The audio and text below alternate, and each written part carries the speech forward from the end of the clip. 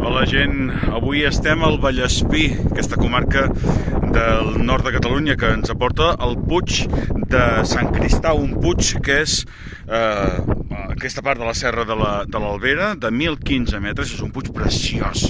La pujada fins aquí val realment la pena, com podeu veure en tota la plana. Estem al Vallespir, però el que es veu és la plana del Rosselló, en Perpinyà, al fons, el mar, el Puig Nou Los, que ja us l'havia comentat en un antic vídeo, i també els vestigis que encara queden del castell medieval i també d'una ermita preromànica que hi havia just aquí dalt.